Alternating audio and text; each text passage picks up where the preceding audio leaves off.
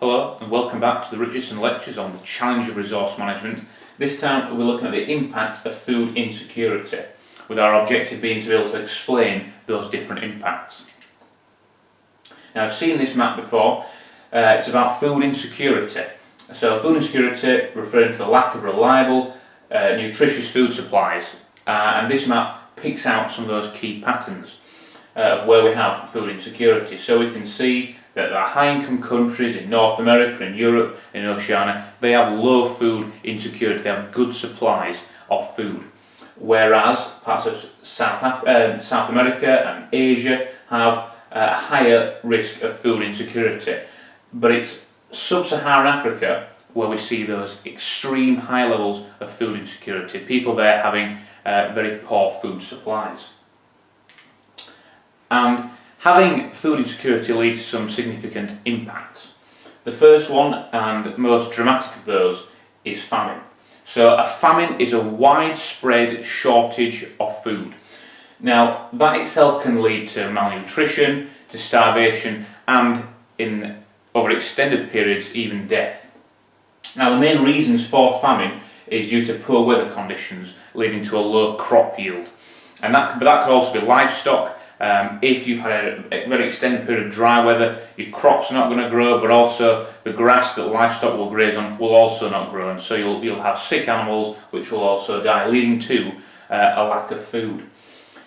But in addition though, poor land management techniques, poor understanding of how to manage the land best can lead to significant soil erosion. The soil can become exhausted of nutrients, but also bad governance can also prevent food from reaching a country or region. If the roads in a country are particularly poor, it's hard to transport food, or in some instances outside help is actually blocked, as it was in this example. So this is an example of a terrible famine in Somalia between 2010 and 2012. Here there was 2 consecutive years, 2 wet seasons where the rains didn't come, and as a result there were poor harvests, loss of livestock. This was particularly in southern and central parts of Somalia, which is a country in the east of Africa. But in addition to that, there was a militant group active in those areas which were actually blocking humanitarian agencies from reaching those people and bringing them food aid. Now, tragically, the UN estimates that around 258,000 people died as a result of starvation during this famine period. But also because people are too weak to resist disease. If you've got undernutrition and you've not eating very much, you'll also become more susceptible to diseases and are less capable of fighting them off. And so more people are dying because of those reasons. And 18% of the child population died, and as you can see from these rather harrowing images, a very difficult period for people in Somalia.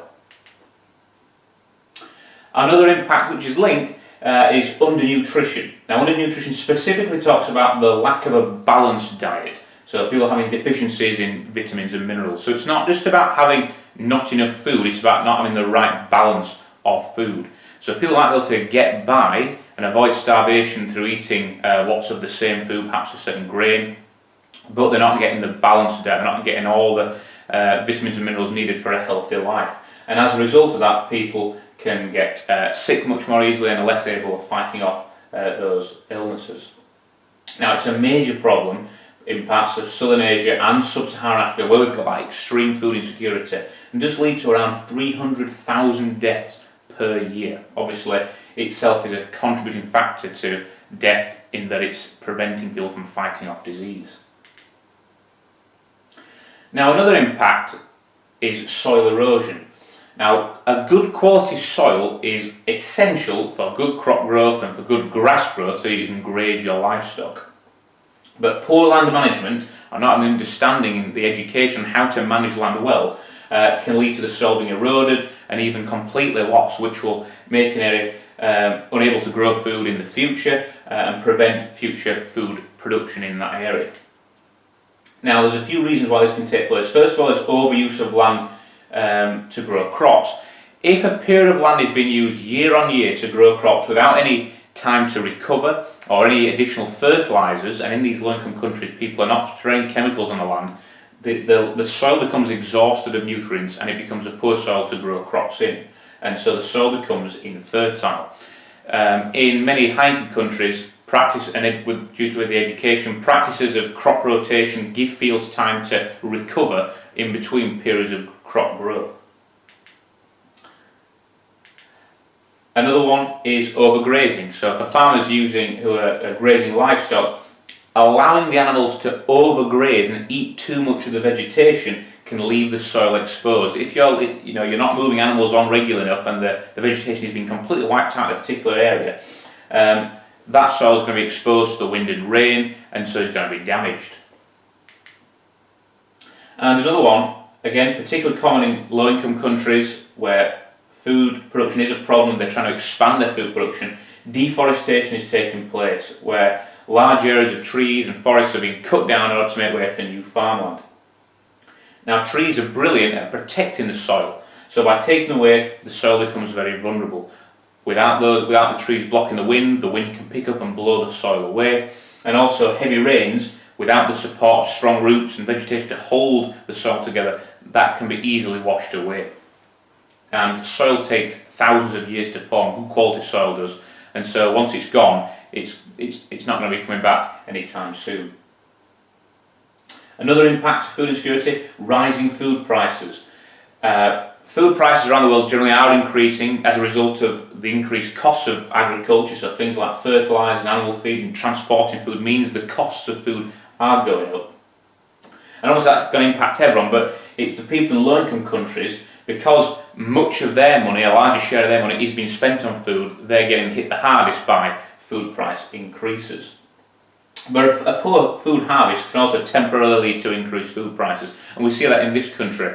If we have a bad harvest of a particular crop one year, perhaps because of a particular disease or pest, or perhaps because we had a particularly dry summer, we may lose certain crops, and as a result, the prices of those crops will go up in order so that the farmer can keep the farm going. They'll have to, per unit, per crop, per vegetable price, will have to put the prices up.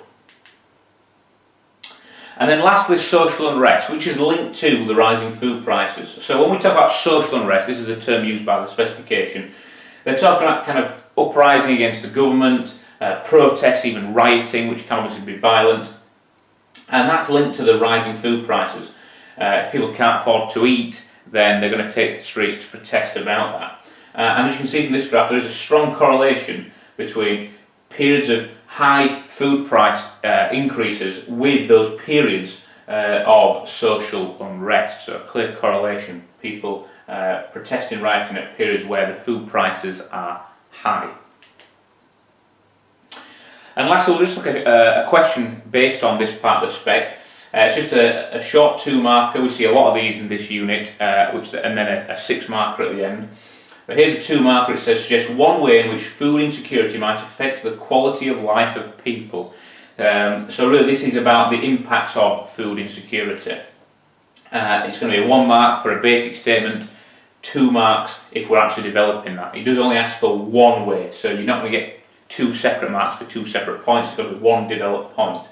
So any of the ideas we've discussed today, things such as malnutrition and famine, social unrest, perhaps you can talk about migration, people being forced to migrate from the countryside to the cities because of food insecurity. But by developing any one of those points and saying what that means, you're going to be able to pick up the 2nd mark. Okay, that's it for this video. Next time we'll be looking at strategies to increase food supply.